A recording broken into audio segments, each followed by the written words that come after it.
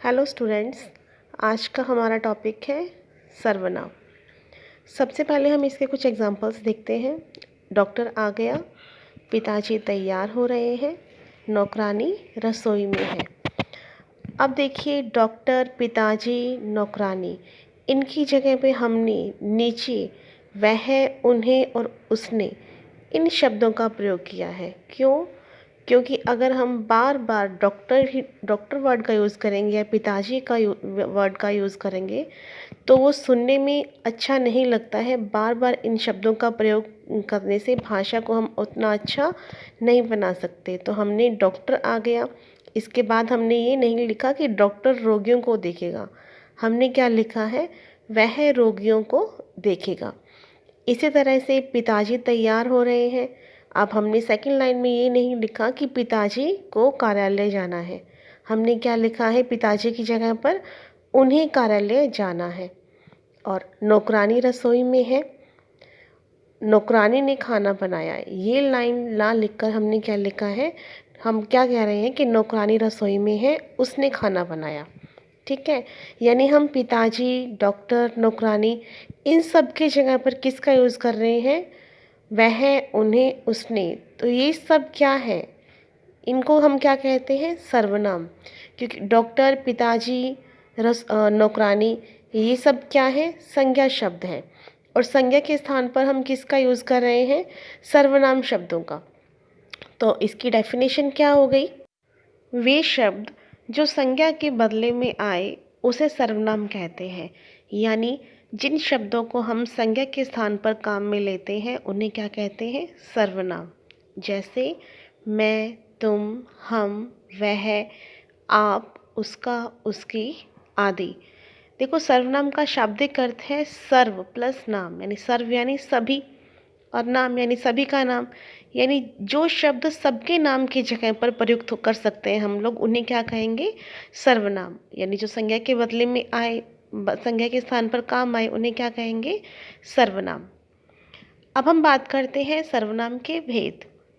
सर्वनाम कितने प्रकार के होते हैं, 6 प्रकार के। आप लोग सब जानते हो कि सर्वनाम 6 प्रकार के होते हैं। पहला कौन सा होता है, पुरुषवाचक सर्वनाम। सेकंड, निश्चयवाचक सर्वनाम। थर्ड, अनिश्चयवाचक सर्वनाम। फोर्थ, संबंधवाचक सर्वनाम। फिफ्थ, प्रश्नवाचक सर्वनाम। सिक्स्थ, निजवाचक सर्वनाम। ये तो 6 मुख्य प्रकार हैं सर्वनाम के। ठीक है, अब पुरुषवाचक सर्वनाम के भी 3 और प्रकार हैं आगे। उत्तम पुरुषवाचक सर्वनाम, मध्यम पुरुषवाचक सर्वनाम, अन्य पुरुषवाचक सर्वनाम। अब हम जानते हैं इनके प्रकारों के बारे में कि ये क्या होते हैं और इनका प्रयोग हम कैसे कर सकते हैं। सबसे पहले हम देखते हैं पुरुषवाचक सर्वनाम। जो सर्वनाम बोलने वाले, सुनने वाले और किसी अन्य के लिए प्रयुक्त होता है उसे पुरुषवाचक सर्वनाम कहते हैं।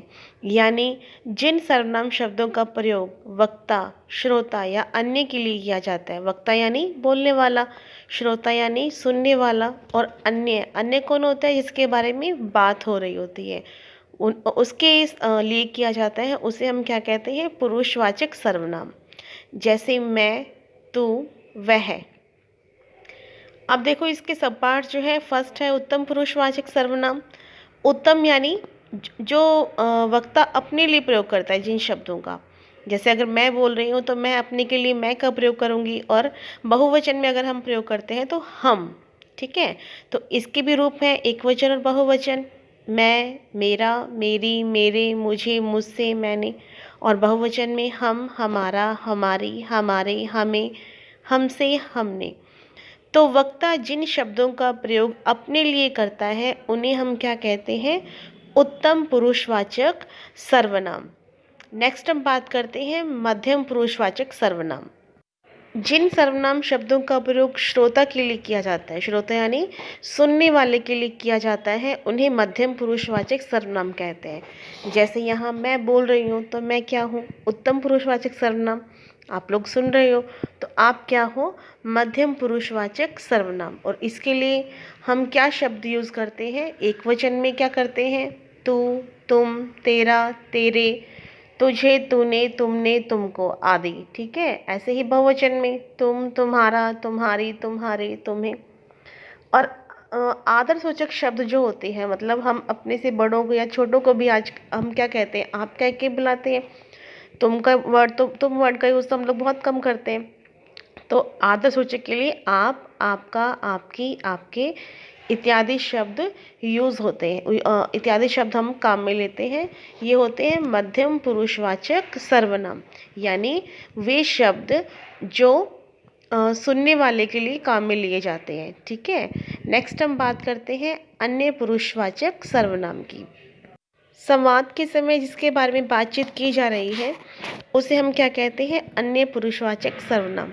यानी हम जब आपस में बात कर रहे हैं तो जिस तीसरे व्यक्ति के लिए बात कर रहे हैं, तीसरे व्यक्ति के बारे में बात कर रहे हैं, उसके लिए हम जिन शब्दों का यूज़ करते हैं उसे हम क्या कहते हैं, अन्य पुरुषवाचक सर्वनाम। ठीक है, जैसे यह, इसका, वह, उसका, ये, इनका, वे, उनका, ये सब क्या है, ये सब क्या है, अन्य पुरुषवाचक सर्वनाम शब्द है, जिसका हम यूज़ कब करते हैं, जब हम किसी तीसरे व्यक्ति के बारे में बात कर रहे हैं।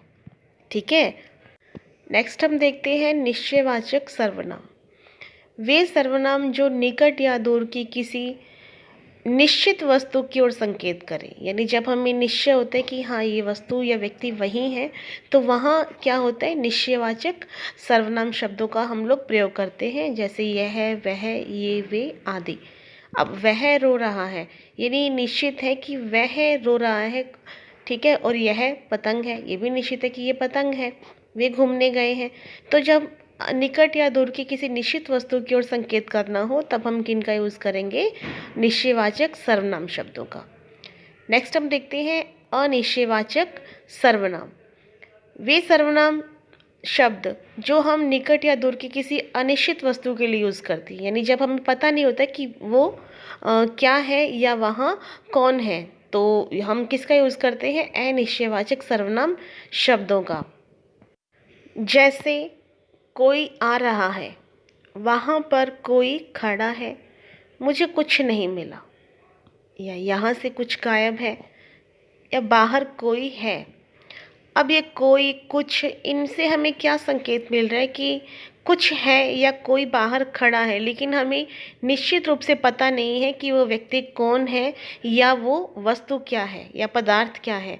तो जब हमें निश्चय नहीं होता किसी वस्तु का, किसी व्यक्ति का, तब हम वहाँ पे किन शब्दों का यूज़ करते हैं, अनिश्चयवाचक सर्वनाम शब्दों का। ठीक है, नेक्स्ट हम बात करते हैं प्रश्नवाचक सर्वनाम। वाक्य में प्रयुक्त वह शब्द जिससे किसी व्यक्ति, वस्तु, स्थान के विषय में प्रश्न किया जाए, वहाँ प्रश्नवाचक सर्वनाम होता है। जैसे जब हम किसी व्यक्ति से प्रश्न पूछते हैं तो वहाँ पे हम किसका यूज़ करते हैं, प्रश्नवाचक सर्वनाम शब्दों का। जैसे कब, कैसे, क्या, कौन, कहाँ आदि। जैसे तुम कहाँ जा रहे हो, ये काम कैसे करना है, तुम कल स्कूल क्यों नहीं आए, तुमने इतने सारे रुपए क्यों चाहिए, या राम कहाँ रहता था। तो ये कहाँ, कैसे, क्यों, कब, ये सब क्या है, ये प्रश्नवाचक सर्वनाम है। जब हम किसी व्यक्ति के बारे में या किसी स्थान या वस्तु के बारे में प्रश्न पूछते हैं तो वहाँ पे हम इन शब्दों का प्रयोग करते हैं। नेक्स्ट हम बात करते हैं संबंधवाचक सर्वनाम। वे सर्वनाम शब्द जो किसी वाक्य में प्रयुक्त संज्ञा या सर्वनाम के संबंध का बोध करवाए। जैसा कि संबंधवाचक सर्वनाम के नाम से ही स्पष्ट है कि ये वाक्य में संज्ञा या सर्वनाम के आपस में संबंध दर्शाता है। जैसे जो, सो, उसी, जब, जैसा, जैसी आदि। जैसे जैसा बोओगे वैसा काटोगे, तो इनमें इस वाक्य में क्या है, आपस में संबंध है। जिसकी लाठी उसकी भैंस। अब इनमें भी क्या है, संबंध दर्शा रही है।